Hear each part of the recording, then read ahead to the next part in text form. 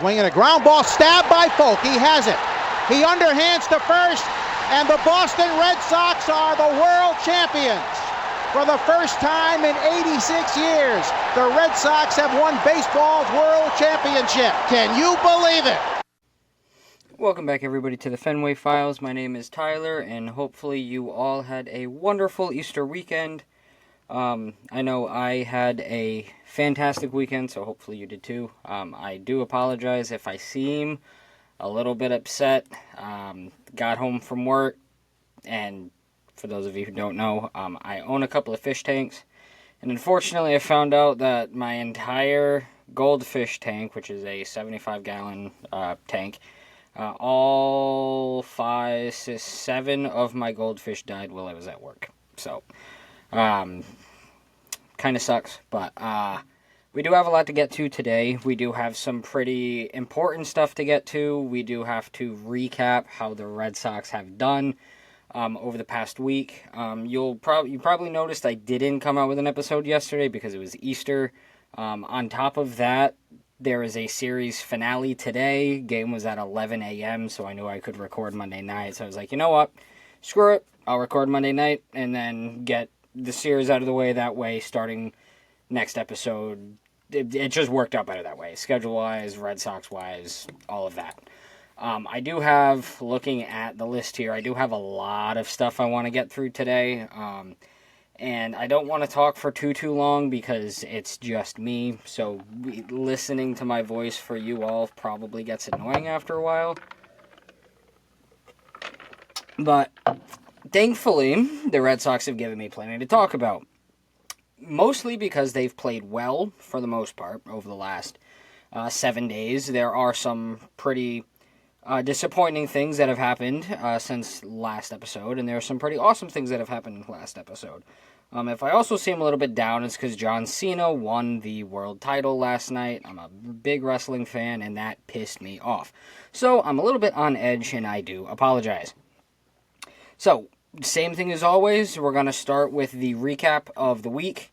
My last episode was on Sunday night, so we are going to be looking at Monday to Monday, so exactly 7 days of ball. I'll be going over my, full thoughts on the week, some trends that I've noticed, some highlights, some lowlights of the week, how this week has impacted the Red Sox position in the AL East, how things are going on in Worcester with a couple of players, Roman Anthony, Marcelo Meyer, another player to be named later who's kind of surprising a lot of people. Just a brief nugget on some Red Sox history stuff, and then what our schedule is going forward, who we're playing for the next 2 series, final thoughts for my predictions for the upcoming week, some final thoughts, and then some last-minute, baseball things, because I've kind of pissed off some Mets fans this week, so we'll be getting to that. But before I begin, I do want to wish a big old happy birthday to my dad. So if you are watching this, happy birthday, Grandpa. I hope today was a wonderful day for you. Alright, so, as I mentioned at the beginning of this video, there have been some really good moments for the Red Sox, and there have been some really embarrassing moments for the Red Sox. Monday was one of those really embarrassing losses. I don't know what that was.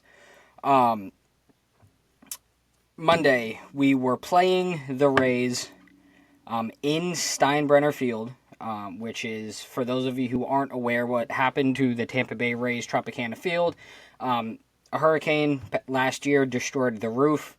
That stadium won't be ready until 2020. I think they said 2027. So they've basically rented out the Yankees' spring training facility to be their everyday normal facility. Now, the thing is, though, because it's a spring training facility, it doesn't have the same physical capabilities in terms of seating as a major league stadium, and it also doesn't have the typical amount of lights that a normal stadium would have, and I'll get to why that's important in a minute. Yeah, well, Monday, Tanner Houck forgot how to throw a baseball, And we lost 16-1, and it was a very embarrassing loss. Oh no. Sorry, I lagged out there. So yeah, we lost 16-1 to the Rays on the road in the Yankees spring training facility.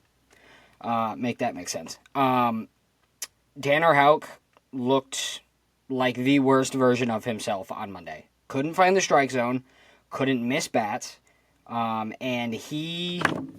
Let me pull up Monday's box score really quick because it was putrid. Now, the Tampa Bay Rays, they have been playing offensive ball pretty well, but they don't know how to sustain it. Like, they have their moments, they have their bad moments. But Yandy Diaz, some of these names, I mean, Carmen Minsner, never heard of him in my life. Cameron Misner had 2 home runs, 3 RBIs, 1 walk, 3 hits. When you look at Tanner Houck's pitching line, it's putrid. 2 1/3 innings, 10 hits, 11 earned runs, 2 walks, 1 strikeout. That brings his total, his season stats right now. He is in 24 2/3 innings pitched.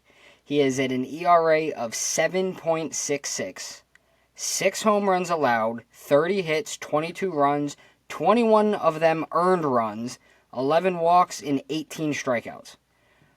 He has not gone past the 7th inning once, and he has not allowed under... He is allowed an earned run every single time he throws the ball. His best outing was 6 2/3 on April 9th against the Blue Jays, where he gave up 1 earned run, 5 hits, and 2 strikeouts in 6 1/3. So that is 2 starts ago. So it's one of those situations where it's only up from here because he cannot get any worse. And this is the way he's been playing is making his first half of the 2024 season look like a pipe dream. Now, how did we rally from that 16-1 embarrassing loss? Well, we won on Tuesday 7-4. Walker Buehler looked decent. He didn't look fantastic. But overall, he looked better than Houck did the day before. So, our offense did learn or remember how to hit, which is really helpful when it comes to winning baseball games. But unfortunately, it's one of those situations where the bullpen almost gave up the lead. Now, we won 7-4. It was a lot closer than that. Looking at the box score, the Rays scored 2 in the bottom of the 9th. So it was 7-2. And Aroldis Chapman ended up having to come into the game because Zach Kelly damn near cost us the game. And I'll get to Zach Kelly in a minute because he is going to be a highlight of this episode. Wednesday was arguably our most impressive win, in my opinion, because you're coming out of a really embarrassing 16-1 loss. You win 7-4 the day after, and now you're playing for a series victory. And the way our pitching staff was going, we had Sean Newcomb on the mound, so it's one of those, well, this might be a high-scoring affair type situations. The Rays had Zach Littell, who was a former Red Sox prospect, who has always pitched really well against us. So it was looking from before the game started like the Red Sox were about to lose a series to the Rays. Well, we ended up winning 1-0, and we scored that run in the top of the 3rd inning, and we shut out the Rays. That's obviously how you win 1-0.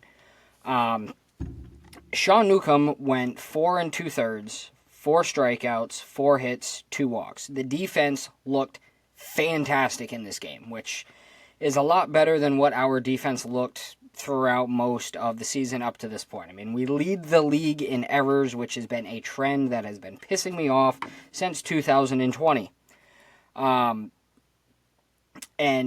you could make the argument that our bullpen in this game is the MVP as a whole. Greg Weissert, Garrett Whitlock, Justin Slayton. Greg Weissert came into the game and looked like he was prime Eric Gagne. I mean, he was spinning shit over the plate that I didn't even knew he know how to throw. Watching that game, I was in awe of Greg Weissert, especially because he reminds me a lot of Nick Pivetta in the sense that when he's on, he could be one of the best pitchers on the staff, but when he's not, he's really bad. And then Garrett Whitlock came in after Greg Weissert and basically slammed the door on the Rays, allowing Justin Slayton to come in and earn the save.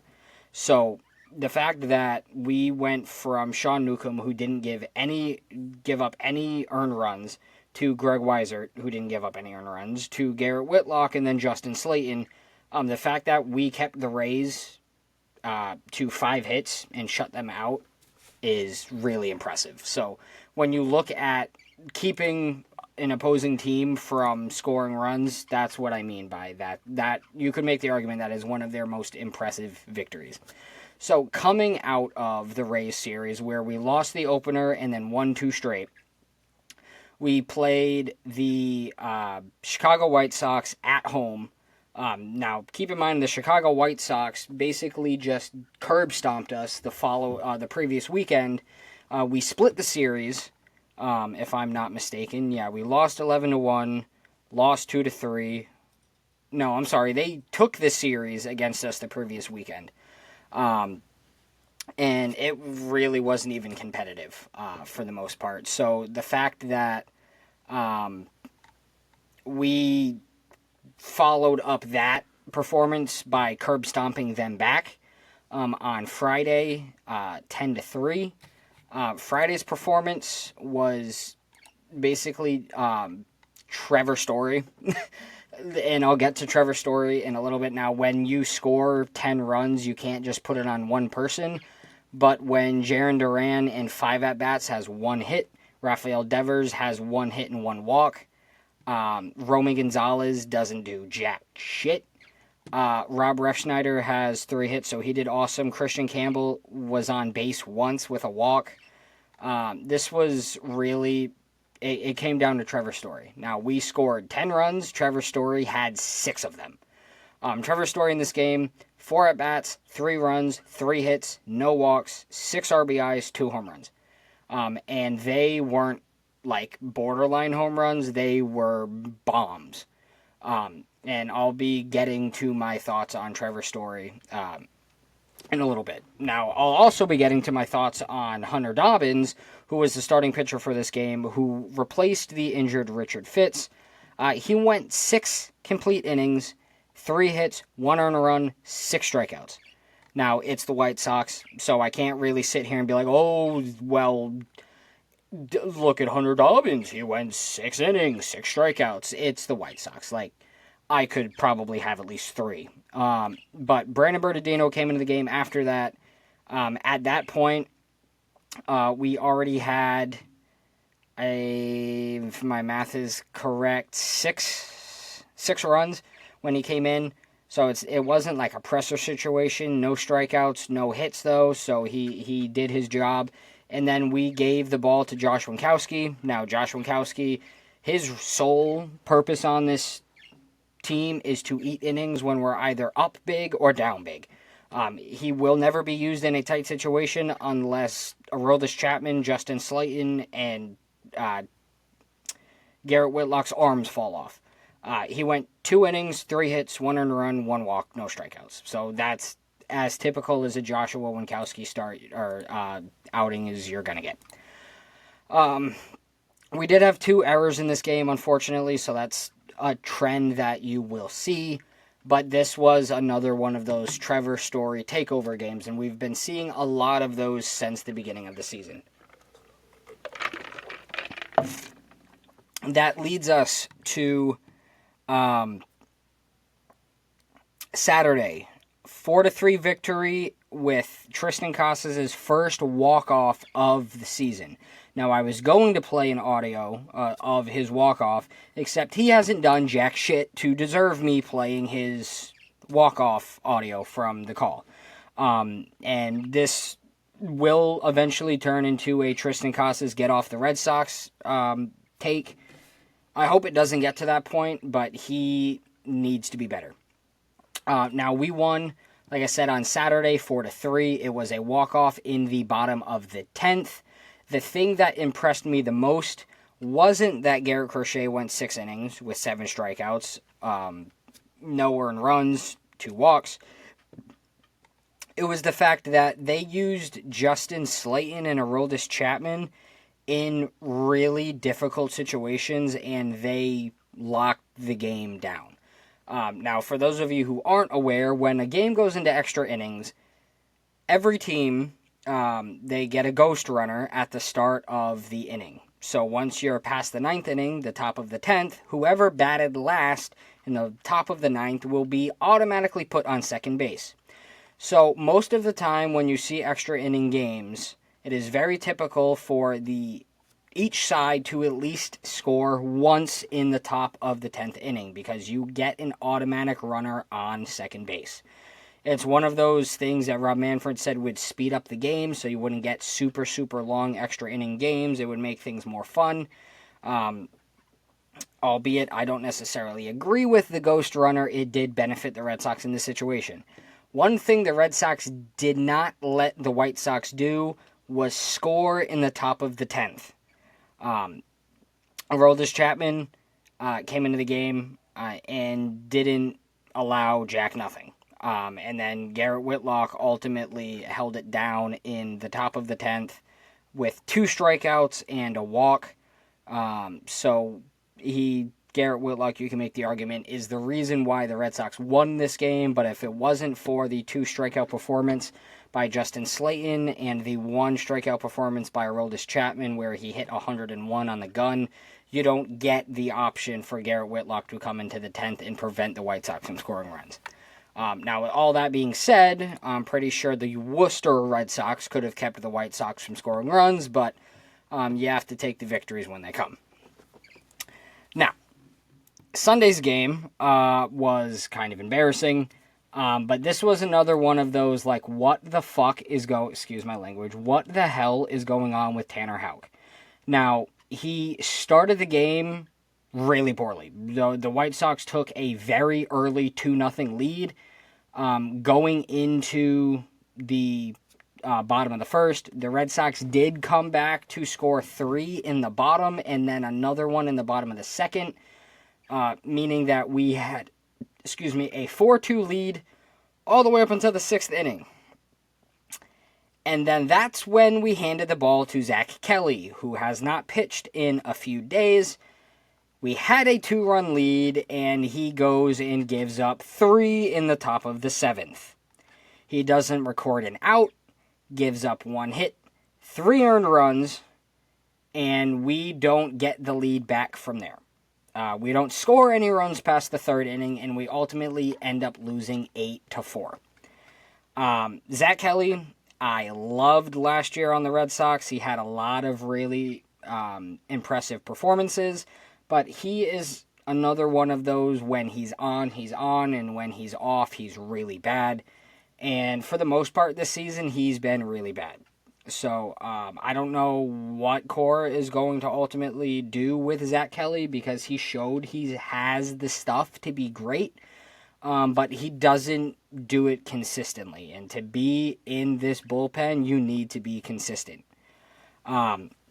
You also saw the first outing for Liam Hendriks coming back from his cancer and his Tommy John, which is a really, really crappy combo to have to deal with. And he gave up 2 earned runs also on 3 hits in 1 full inning. So if I'm going to chalk up Hendriks' outing to it's the first time he's thrown a baseball to live batters in the major leagues in almost 2 years. So I'm not too concerned about Liam Hendricks. I am concerned about Zach Galli because that is now a trend where the last couple of series he is giving up moonshots to people who should not be in Major League Baseball. Now, Monday, Marathon Monday, one Boston day in the city of Boston. Game time was at 11 o'clock. So usually the Red Sox don't fare that well during 11 a.m. games. However, the Red Sox showed up to play today. They showed up. They did really well. They pitched really well. And the reason why that's important is because Tanner Houck was on the mound today. And when Tanner Houck is on the mound, I get scared. I get frightened. I'm sorry. I am so stupid. Not Tanner Houck. Game before. Walker Buehler was on the mound. And Walker Buehler looked like his former ace self. I'm not sure how much you can really put on Walker Buehler's stuff, or if you can say, oh, well, it's because he's playing the White Sox. But his sweeper, his fastball, they were both not only moving, but they looked filthy. We went Walker Buehler, and then we did something really interesting. We didn't use Aroldis Chapman in a save situation. We used him in the top of the eighth. Then we turned the ball to Justin Slayton, who ultimately ended up getting the save. Now, Walker Buehler went 7 complete innings, 4 hits, 1 earned run, 3 walks, and 9 strikeouts. So overall, he looked really filthy. Now, today's game, you don't have a massive offensive explosion. You do have 2 RBIs from Christian Campbell, who showed another reason why he deserves to be American League Rookie of the Year. Rob Refsnyder hit a absolute monster home run on a pitch that wasn't even in the zone. Trevor Story had another RBI, 3 hits again for him. So overall, it's kind of like the usual suspects. Jarren Duran got a hit. Rafael Devers was on base once with a walk. Alex Bregman, 2 walks, 1 hit. Trevor Story, 3 hits, no walks, but you don't really expect Trevor Story to walk that much. Wilyer Abreu didn't get any hits, but he was on base once. I've already mentioned Christian Campbell. Tristan Casas, 0 for 4. Big shock. Carlos Narvaez, 0 for 4. Another, you kind of expected that. So that overall gives us 2 straight series victories. And our week total is 1, 2, 3, 4. We go 4-2 on the week. So we played 6 games, 4-2, winning record, awesome. That leaves our record at 11-13, 2 games over 500, and I pray to God we never see 500 again, because that has been a growing trend with this Boston Red Sox team since Mookie Betts was traded in 2020, is we always manage to find a way to finish the season 500. 81-81 was our record last year, even though we played like the best team in baseball for almost 3 straight months. Now, where does that leave my thoughts for the week? Well, outside of Tanner Houck's terrible performance at the beginning of the week, our pitching staff, rotation-wise, has looked phenomenal. We do have Bayo and Giolito, unfortunately, coming back from their rehab assignments, so I don't know where that's going to blend itself in with our rotation at the moment. But the fact that Newcomb kept it together during this week, Crochet looked pretty good. He had a no-hitter going into the 8th earlier against the White Sox. Walker Buehler looks like an all-star again. And one thing that really surprised me, and I know he pitched against the White Sox, but Hunter Dobbins looks like he is ready to stay in Boston. We already sent him back down to Worcester, which I'm not a fan of, but Brian Bayo has struggled consistently throughout his entire career in Boston, and I've already made my opinions on Lucas Giolito pretty well known. Lucas Giolito had a rehab assignment in Portland, and he got the piss beaten out of him. Why the hell Would you want that on this Major League roster? It would save so much time and effort if you just had Hunter Dobbins take over Giolito's spot in the rotation. If I have to sit here and talk about Lucas Giolito getting the absolute doors blown off of him at any point in time during the season, I'm going to be very, very angry, because I have called for Lucas Giolito to be removed from this team since the signing happened. Lucas Giolito had one good season in like 7 years. I'm not going to go through the stats again because I've already done it twice. But Lucas Giolito does not belong in this rotation, and Hunter Dobbins has given you enough evidence suggesting that he at least deserves the 5th spot. He looked good in spring training, he looked fantastic in the first outing, and he looked even better in the second outing. There's no reason why he needs to be continuously pushed down the totem pole for people who are not as good as him. Period.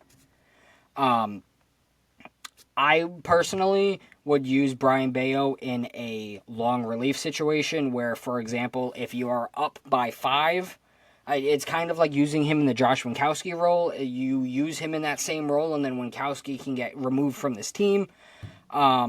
He has ace stuff, but he doesn't pitch consistently to be an ace in this lineup. I'm sorry, in this rotation. Last year, the numbers speak for themselves. I mean, hold on. In 30 games, he had an ERA of 4.49, 14 wins, 8 losses. So anytime he pitched, they always somehow found a way to score runs. He had 153 strikeouts in 200 innings, or not 200 innings. Whoa, where the hell did that come from? Sorry. He had 162 innings pitched. He had 153 strikeouts, 64 walks, which is a career high for him, a K walk percentage of 2.4, and 81 earned runs. Usually when contact was made against Brian Bayo, it was very loud contact. And he pitched 157 innings in 2023 and 162 in 2024. So you can't even sit here and say, oh, well, he was 30 or 40 innings past his previous career mark. No, he simply just was not that good. Now, he did have 20 more strikeouts, but he also had like 25 more walks. So it really just comes down to his command and him not having any idea where his stuff is going. That's ultimately what it comes down to. He lost the strike zone for basically half of the season. So hopefully when he comes back, he can be the former ace that the Red Sox envisioned when they gave him that massive extension. But my concern is that Tanner Houck is going to continue to pitch poorly, and that is going to force Brian Bayo and Lucas Giolito into rotation spots. Now, if it was up to me, the current day rotation, barring injuries, so let's just forget about injuries for a second. Garrett Crochet, number 1, that's not even a discussion. Walker Buehler deserves, the way he's been pitching recently, to be the number 2. Tanner Houck, just flip-flop him with Walker Buehler. Tanner Houck is your 3, and that is not a really good 3 at the moment. Then you would have either Lucas Giolito or Brian Bayo as the 4, and then Hunter Dobbins as the 5. Now, you can have the argument with me that Sean Newcomb deserves to be in the rotation, and I would say, okay, take Bayo out, take Giolito out, put Dobbins in at 4, Newcomb in at 5. And I only say that because I personally believe Hunter Dobbins to have more juice in his arm to go later into games than Sean Newcomb, but that's for a later story. Now, I do have a note here in my notes that you need to remove Lucas Giolito from the 40-man. I don't care where he goes. I don't care if he goes to the KBO. Get him the F off this team. So that kind of sums up my feelings towards Lucas Giolito. If he plays the rest of his career in Korea, good. I don't care. Get him out of this organization. I don't want him in Salem. I don't want him in Greenville. I don't want him in the Florida Complex League. Get him out of the country. Send him somewhere else. I don't want him anywhere near this major league team. Now, highlights, lowlights of the week. I genuinely speaking, this is the highlight of the week, and honestly the highlight of the season is Trevor Story. He has been the best offensive and defensive player on this team since the beginning of the season. His stats are insane. He is leading the team in the following categories: hits, home runs. He's in second only by 1 in RBIs to Alex Bregman with 15. He does lead the team in strikeouts, but that comes with the territory. He's tied for first with Jarren Duran with 6 stolen bases, and he has not been caught stealing once. He's hitting .337, an on-base percentage of .366, slugging .528 with an OPS of almost 900. If you would have told me in the middle of July last year that Trevor Story would be hitting almost .340 and slugging almost 900 to start the season, I would have told you are on crack cocaine. All right? This is the Trevor Story that the Red Sox gave $200 million for 4 years ago. This is the Trevor Story that we have not seen since his time in Colorado. If Trevor Story continues to play like this, there is a good chance that the Red Sox will ultimately win the division, because you have other players like Alex Bregman and Christian Campbell pulling the weight for some of the other people who have forgotten how to play baseball on this team. There's a good chance that if he continues to play this way, he will be on the All-Star team come July. And if you were to tell me last year, with all of the injury history that Trevor Story has, that he is going to start off this hot, I wouldn't have believed you. No chance in hell. Now, the lowlights of the week, I'm kind of tied between Tanner Houck and Zach Kelly. However, I'm going to give the Lowlight Player of the Week award to Zach Kelly simply because even though Tanner Houck in his last outing started shaky, he held it down and went 6 strong after the first inning. Zach Kelly has cost us every single game that he has entered. And for that, simply put, I believe him to be the Lowlight Player of the Week. So congratulations, Zach Kelly, for that. I am concerned about Tanner Houck, but I've already gone through that with you. So I'm not going to repeat myself. Now, really quickly, because now the next segment is the breakdown of the American League East. Now, the Yankees, I'm not sure if their game ended. It did end. Look at that. So right now, the Boston Red Sox are in second place. They are, third place. 1.5 games behind the New York Yankees. Why do I feel like their game hasn't ended yet?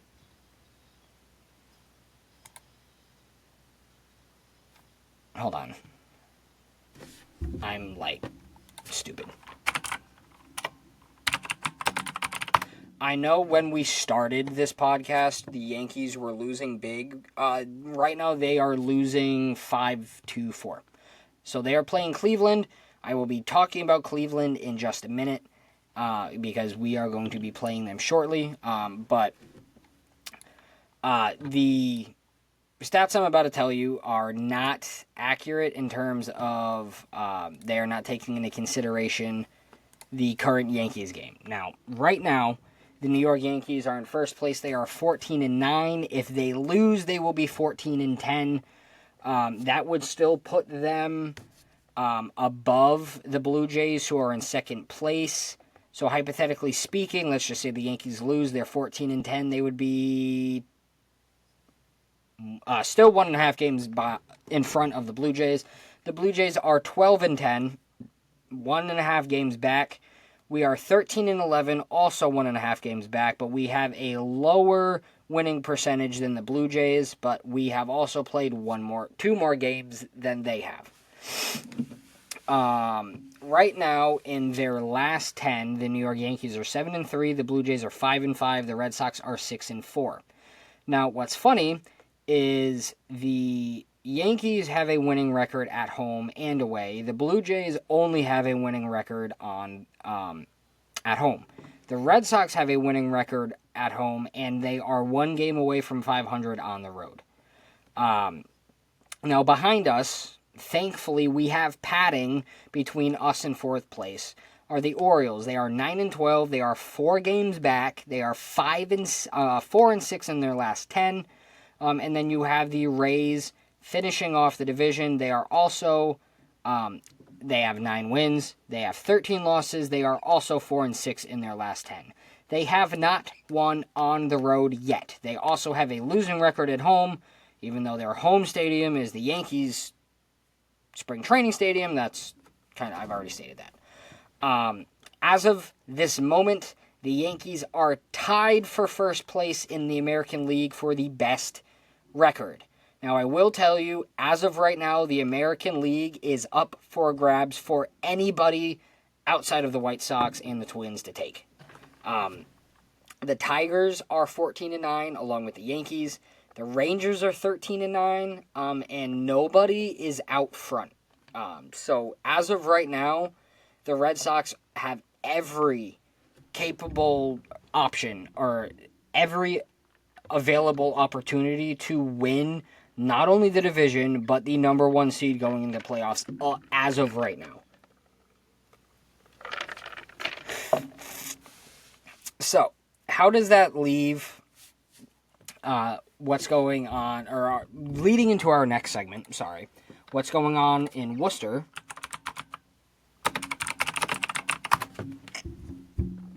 I'm going to be targeting 3 players. 2 of them I have mentioned already. One of them I have not mentioned, because I'm kind of letting it be a little bit of a surprise.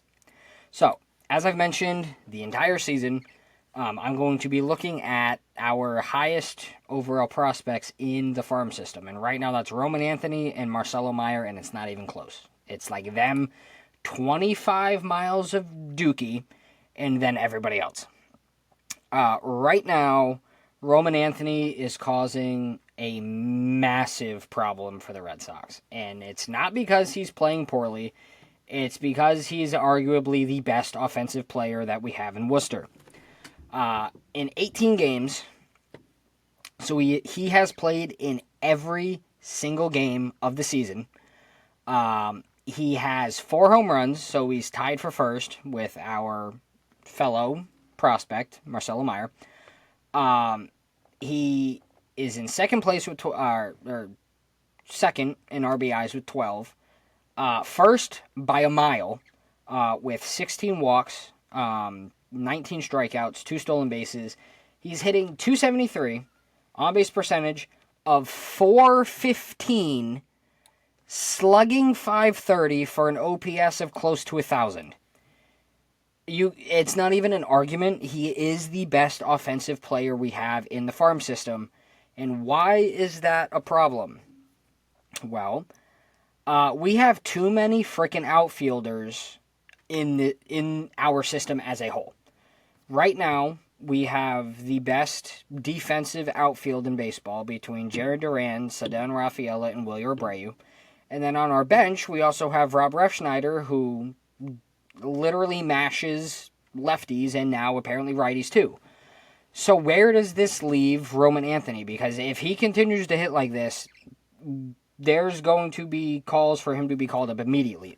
And there already are. My solution is to give up pitching depth to open up a roster spot for Roman Anthony. Now, that doesn't solve the playing time issue, but that does solve the roster spot issue. Now, I don't believe you can send Rob Refsnyder down to the minors because of his service time in Major League Baseball. So you're going to have to make a decision on the utility role. Now, as of right now, Romy Gonzalez is in that utility role because he knows how to play first, second, and I believe he's played some time at third. No. Just first and second.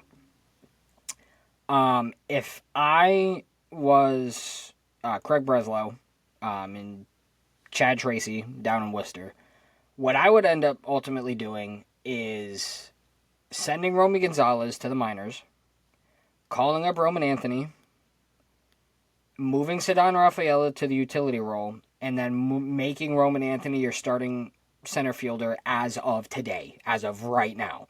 Because I feel like the Red Sox need a little bit of oomph, not in their lineup, but in their clubhouse. I don't know of any like super important storylines going on. Like, for example, in 2013, we had the marathon bombing and David Ortiz, "This is our fucking city" speech. And we had something to fight for that entire season. And I genuinely think that giving Roman Anthony the call-up would give that electricity that we need, not only in the lineup, but also in the clubhouse. And when you're slugging, when your OPS is close to or already over 1,000, you don't deserve to be playing in AAA baseball. Period. Now, Marcelo Meyer, his offensive stats outside of his home runs and RBIs are not outstanding. He's hitting under 240. It's actually 233. His on-base percentage is really low because his walks to strikeouts is really low. He's only walked 4 times to 16 strikeouts. His slugging percentage is 411 for a OPS of 684. So it's not fantastic. Thankfully for Marcelo Meyer, Trevor Story has been the best player on the planet. So he can sit down in Worcester and he can get a little bit more acclimated to being the everyday shortstop for the Boston Red Sox, because ultimately he will be the everyday shortstop for us, just not yet. The other person who I have not mentioned yet by name is Vaughn Grisham.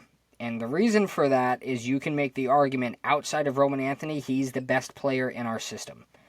Now, Vaughn Grisham is the person that we got in the Chris Sale trade, who has not played at a very good level in Boston.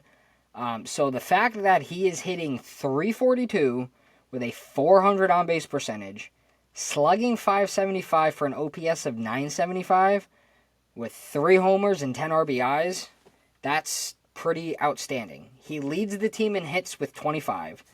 He leads the team in hits. He leads the team in doubles with 8. And he isn't. What was I just about to say? He isn't striking out as much as some of the other people. He is 5th in strikeouts with 18. So he's striking out less than Roman Anthony. He has a higher average than Roman Anthony. He has more doubles than Roman Anthony, and he has more hits than Roman Anthony.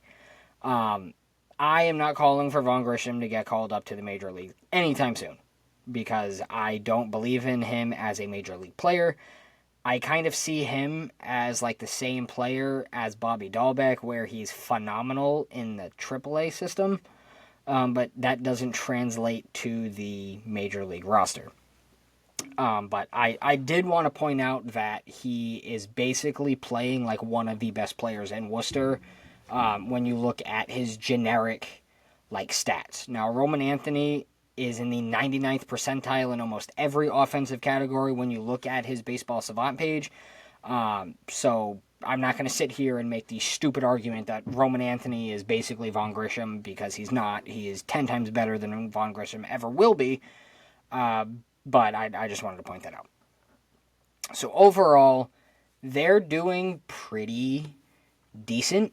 I'm not going to look too much into like their record, because I mean, yes, they're there to win games, but they are there to also perform on the individual scale. Now, super interesting to move on to our next topic, which is the Red Sox History Minute, is that today's date is April 21st. Again, it's also my father's birthday, so happy birthday, Dad. But in 1939, a very, very, very famous Red Sox person made their debut at Fenway Stadium. And that is none other than Ted motherfucking Williams. he scored the game's first run on a passed ball as the Red Sox would go on to defeat, yes, I'm not mistaken when I say this, the Philadelphia Athletics, 9-2. So on April 21st, 1939, Ted Williams made his Fenway Park debut and already had a major impact. And so Teddy Ballgame is arguably the most important player in the history of the Red Sox organization who was not traded to the Yankees. So that is today's Red Sox history moment. Now, one thing I do also want to point out is because today is Marathon Monday, there are some other really awesome historical moments that have happened in Red Sox history. One of them in particular is the walk-off home run that Daniel Nava hit on the day of the bombings. So that is just one of those moments that will forever live in my head. Now, moving on to our final, or one of our final segments before I get into my final thoughts and my tangent about the New York Mets fans, is where we are going forward. Now, going forward, we have... Why is my computer being stupid? So, we do not have any day off between today and our next series against the Mariners. So we have 3 against the Mariners, 6:45 start time for tomorrow's game and Wednesday's game, and 1:35 start time on Thursday's game. After that, we have a 3-game road trip, and we're going to Cleveland, 7:10, 6:10, and 1:40. So we have a very weird schedule in terms of start times for these games, and unfortunately, I'm going to double check really quick. So it is official. Okay, so this is sort of breaking news. The starting pitcher for tomorrow's Red Sox game will be Brian Bayo. So because Walker Buehler pitched today, that makes Brian Bayo the 4th starter in the Red Sox rotation. So that probably means that Sean Newcomb has lost his rotation spot, but that also probably means that Hunter Dobbins... Yeah, well, Hunter Dobbins was already called down. But anyway, my brain's having a difficult time translating information at the moment. So tomorrow's game, April 22nd, 6:45 start time. The Seattle Mariners have not announced their starting pitcher for tomorrow's game yet. That also means they haven't announced their starting pitcher for any of the games in this series, which is going to make this very hard for me to tell you what is going to happen in tomorrow's game. Now, if you give me 2 seconds to look at the Seattle Mariners' most recent games, I might be able to tell you who is going to start tomorrow.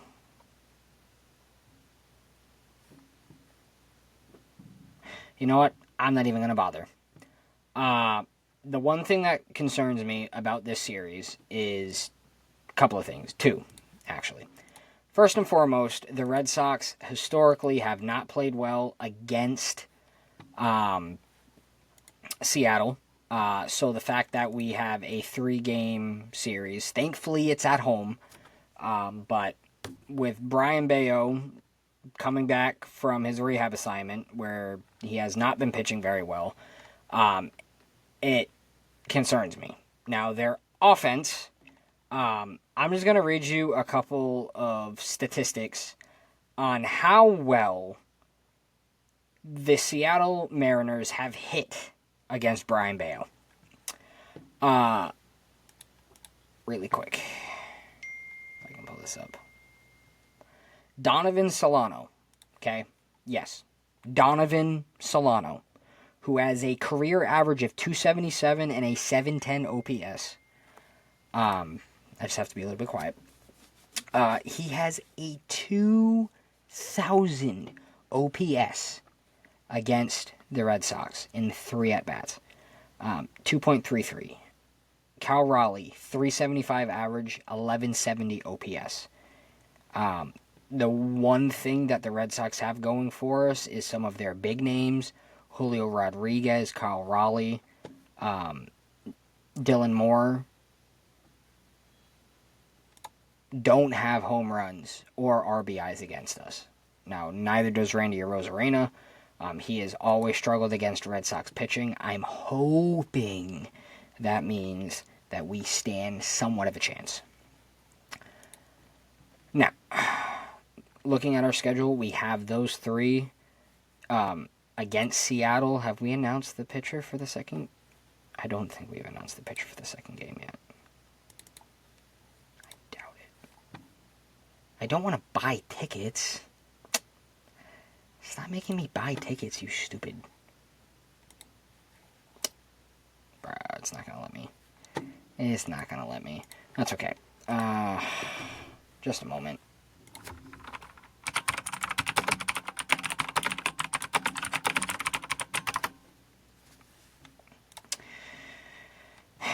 Okay, so... Well, look at that. Okay. Brian Bayo is getting the start tomorrow. Sean Newcomb is getting the start on Wednesday, and Garrett Crochet is getting the start on Thursday. So what does that tell me? Given that Seattle has been struggling offensively, I have us taking 2 out of 3. I don't have us winning tomorrow because I think Brian Bayo is going to struggle out of the gate. Probably only pitches 4 innings. Probably give up like 2 or 3 home runs. It's not going to look pretty. I think Sean Newcomb is going to have a pretty good game. I think on Wednesday he's going to get his first win in a Red Sox uniform. Now, I don't, as of right now, Seattle has TBD for their starting pitchers.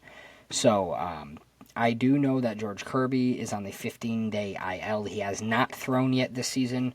So, maybe that means that we get kind of a lucky break. But, we will see what happens.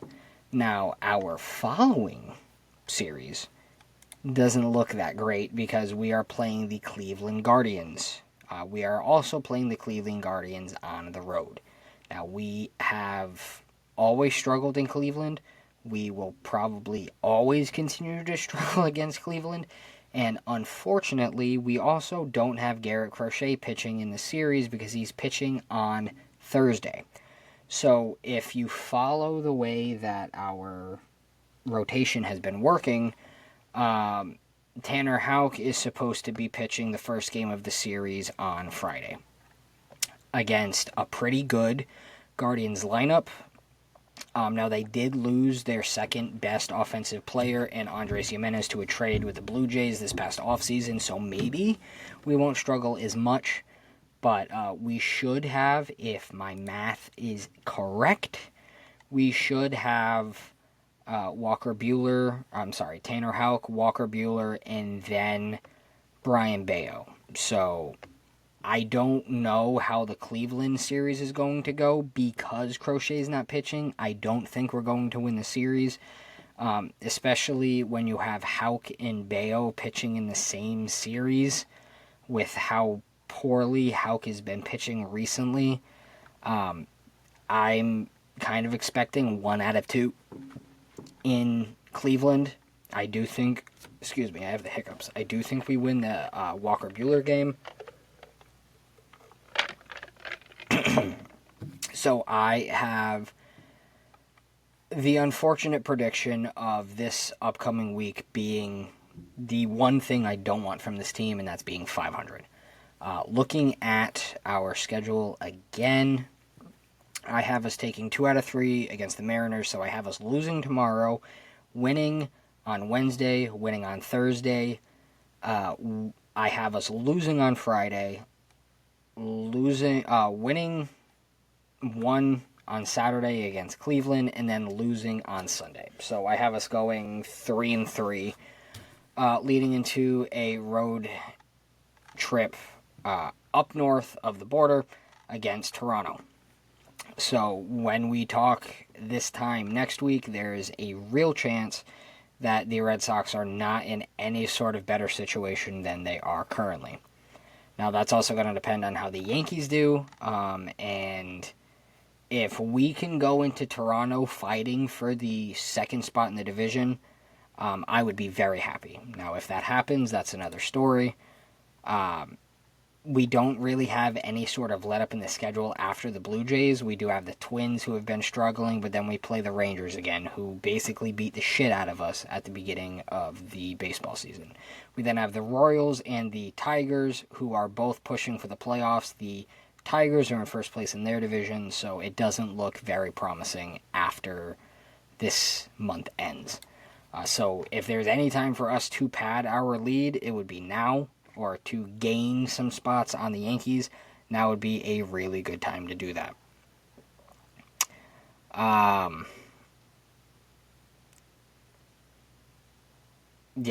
Overall for this upcoming series, it's going to really come down to our starting pitching. And as long as Zach Kelly doesn't give up any more leads, I think we'll be okay. I really do think that either of these two series could go either way. I do have them winning the series against the Mariners and then losing the series against Cleveland. Now, final thoughts. Our defense needs to get better, period. There's no way around it. There's no excuses. You went out and got the best defensive third baseman available in the market, free agent market anyway, and Alex Bregman has simply not been the defensive player that we need on this team. And overall, our entire defense needs to be better. No way around it. Some weird things that happened, as I've kind of aforementioned, is I really managed to piss off Mets fans because of something that I personally don't believe to be that outrageous. Now, on April 18th, he hit a walk-off home run against not the Cardinals closer. Keep in mind, Lindor was 0 for 4 in this game up until this point. And he hit a upper decker home run for his second home run of the season. Second home run of the season, keep in mind. And Jared Carrabis said Francisco Lindor is a killer. And this Mets fan, I'll be polite, said a lot of people don't realize we're watching a first ballot Hall of Famer in his prime. And I said to that is the single-handedly worst Hall of Fame take I have ever heard. The reason for that is because I do not believe Francisco Lindor to be a first ballot Hall of Famer. I'm not going to sit here and tell you that he is not a Hall of Famer, because I do believe that Francisco Lindor is a Hall of Famer. However, I don't believe him to be a first ballot Hall of Famer. And there are a lot of reasons for that. And I got a lot of shit from a lot of Mets fans who clearly don't understand how baseball works. Now, this came up in the discussion that he has not won a championship. That will not keep him or other players from the Hall of Fame. However, when you only have one season in your career where you bat over 300 and one 30-30 season under your belt, that is simply not good enough to make the Hall of Fame. Nomar Garciaparra, one of the best shortstops of his generation, is not in the Hall of Fame and has all-around better statistical performances than Francisco Lindor.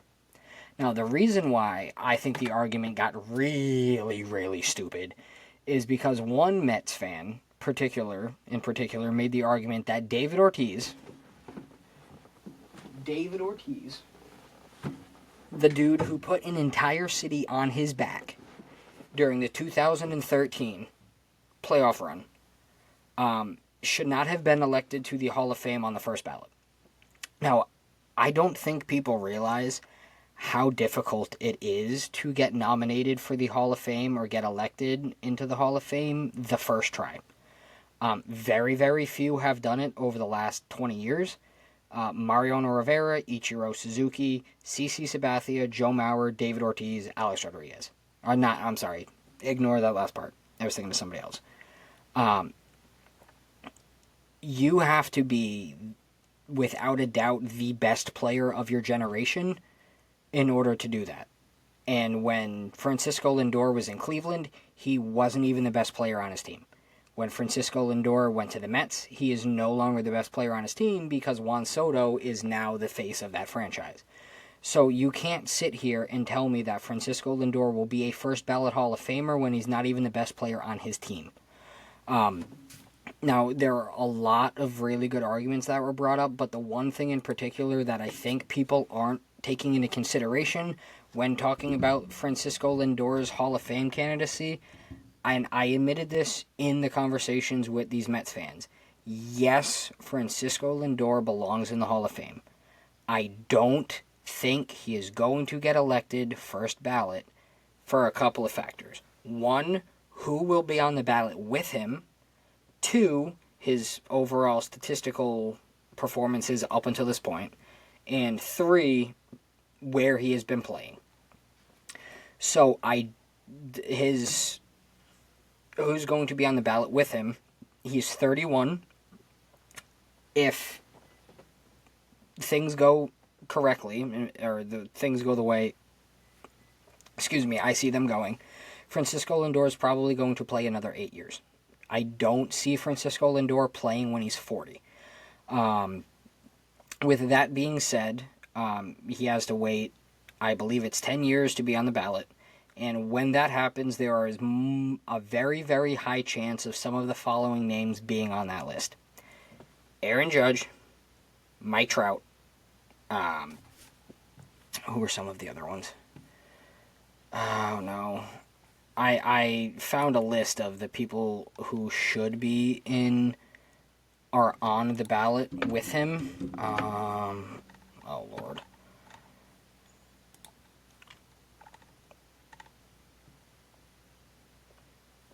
I still can't get over some of these arguments.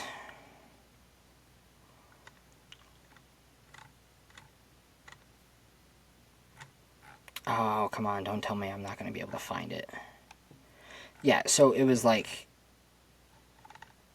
I mean, if you look at some of like the most impactful names in baseball at this particular moment, you're talking Bryce Harper, Aaron Judge.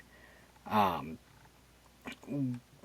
genuinely don't see Francisco Lindor outperforming Mike Trout, Bryce Harper, Aaron Judge, Manny Machado on the Hall of Fame on the Hall of Fame argument. I genuinely don't see him beating out any of them in terms of like first ballot Hall of Fame. And like I pointed out that like Adrian Beltre hasn't won a championship and he's in the Hall of Fame. His stats are better, yada yada yada. And it's I don't even I felt like going through this conversation I'm like losing brain cells because of how stupid some of the arguments were. Like somebody tried saying that like, oh, if you compare him to Ozzie Smith, who's in the Hall of Fame, all of his offensive numbers are better. And it's like, well, no fucking shit. Ozzie Smith was not an offensive player. He was one of the best, arguably the best, defensive player in the history of the league. And it's like Lindor has 248 RBIs. Well, Ozzie Smith has 13. What do you say to that? And it's like, no duh. But you can't sit here and say that he is a first ballot Hall of Famer when he has never hit over 300 once in his life. Well, I can't say that. He's hit over 300 once. I think his time in Cleveland is also going to hurt his candidacy because Cleveland's a small market. There were other people on that team, Joe Ram in particular, that were outperforming him. So it's just a matter of like really who's on his ballot, and then who is also, like who's on. It really just comes down to like who's on his ballot, and it's just one of those things where it's like, yes, Francisco Lindor is a generational talent. No, I do not believe that he is a first ballot Hall of Famer simply because of how difficult it is to make the Hall of Fame on the first try. So maybe I'm wrong. Maybe we'll revisit this conversation in 5 to 8 years, but I genuinely don't believe that he will make it in first try. Now, if he does, awesome, but I don't think so. So that leaves me to my final thought, which is the situation I've kind of already alluded to with Roman Anthony. Now, there is an increasing conversation, especially on Twitter and in the Red Sox organization, of having Roman Anthony learn how to play first base. And I think that is more because of how bad Tristan Casas has been, which nobody's really talking about, and I will probably spend more time talking about Tristan Casas next episode. But having Roman Anthony learn how to play first base at such a young age, I think is the best time to do it. Sorry for that. Simply put, you don't want Roman Anthony getting seasons under his belt and then saying, okay, now you're going to start learning how to play first base. I think learning first base for Roman Anthony, it's not going to be easy, but because he's so young, it's the best time to do it. He has not seen Major League pitching yet. When he will, his power is going to show. But one thing that stands out about his scouting report is he is not known for his defense. His defensive scorecard, his defensive ability is the worst rated out of any of his tools. Now you have the 5-hit tool, base running, raw power, contact, X, Y, and Z. His defense is the lowest rated out of all of them. I think moving him to first base, or at least getting him trained to play first base, not only gives you more versatility on the field, but it also solves the Tristan Casas problem. Nice thing about Roman Anthony is he's also left-handed. He bats left-handed, so does Tristan Casas. So you could simply swap one for one. Now, you can make the argument, well, they've tried that with Kyle Schwarber, it didn't work. Because Kyle Schwarber has been in the league for 14 years. Obviously, it's not going to work. Not 14. He's been in the league for like 10 years. It's not going to work when you have been in the league for a long time. It's a different thing when you aren't even 25 yet. Haven't been into the league yet. You don't know what it's like to be in Boston. And I think moving him to first base fixes the outfield problem. It also fixes the Casas problem. And your best soon-to-be offensive weapon is in a rather protected area in the infield. That you can make the argument that more injuries happen to outfielders because of the moving and the everyday workings of the outfield than first base. I'm not going to sit here and demand it, but don't hate on the idea.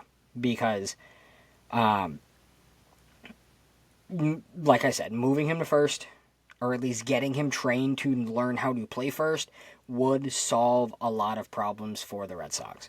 It solves the outfield problem. It solves the offense problem with Tristan Casas. And who knows, he might be a better defender than Tristan Casas, because Tristan Casas simply is not a good all-around first baseman. He has the potential, he has the raw power to be in the major leagues, but he simply hasn't done it consistently, hasn't stayed healthy enough in order to do so. So, hopefully, Roman Anthony gets the call soon, but I really, really hope that Alex Cora opens his mind to letting Roman Anthony learn how to play first. And Roman Anthony has said time and time again in different interviews, I will do whatever it takes to get to the majors. I will do whatever it takes to help this team win. Right now, learning how to play first would do that. So hopefully we see that happen soon. And I'm realizing I've now been talking for an hour and almost 10 minutes. So this is the longest podcast episode so far this season. And I do apologize. There has been a lot to get to. So I do thank all of you for taking the time to listen to me. I do apologize, again, if I seem a little bit scrambled. I don't usually report podcasts on Monday for this exact reason. But going forward, I will try to do a better job at not remembering, but like doing them on Sundays. Yesterday was Easter, so on and so forth. So hopefully, the Red Sox prove me wrong. Do not go 500 this week, and I will see all of you next weekend. Enjoy the rest of your week. Peace.